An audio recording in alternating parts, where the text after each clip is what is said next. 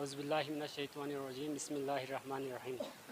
پاکستان مسلم league نون G B حلقہ 24 گانچھے 3 کا مشاورتی کونسل کا ایک اہم اجلاس جناب مولانا عبدالشکور صاحب کی زیر قیادت منعقد ہوا۔ اجلاس کا آغاز باقاعدہ تلاوت کلام پاک سے شروع ہوا اور موجودہ سیاسی صورتحال، امن و امان اور علاقے کی تعمیر و ترقی پر گفت نشین ہو گئے اور نومنتخب وزیر اعلیٰ گلگت بلتستان جناب گلور خان صاحب کو منصب سنبھالنے پر مبارکباد پیش کیا گیا۔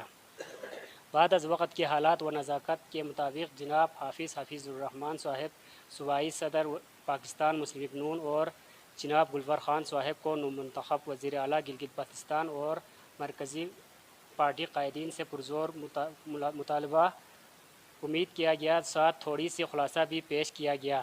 کہ ہم نے جنرل پرویز مشرف صاحب مرحوم کی زنجیر سے لے کر کل عمران خان کی کچی دیوار تک بغیر کسی ذاتی مفادات کے صرف پارٹی مفادات میں سینہ تن ہو کر جان ہتھیلی پر رکھ کر وفاداری نبھاتے آ رہے ہیں اور نبھاتے رہیں گے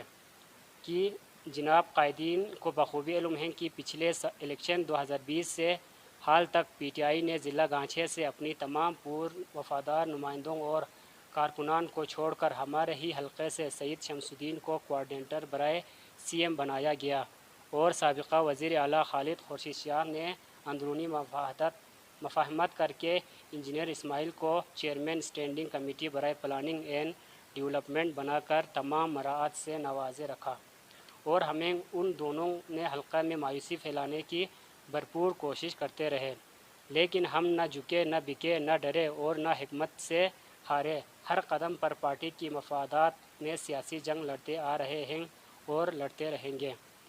تاہم بھرپور امید کے ساتھ قرارداد ہذا مطالبہ کیا گیا کہ جناب منظور حسین رہنما پاکستان مسلم لیگ نون اور امیدوار ممبر گلگت بلتستان اسمبلی کو مشیر یا کوآرڈینیٹر برائے وزیر اعلیٰ گلگت بلتستان منتخب فرما کر ہمارے حوصلہ افزائی فرمائی جائے۔ شکریہ۔ آخر میں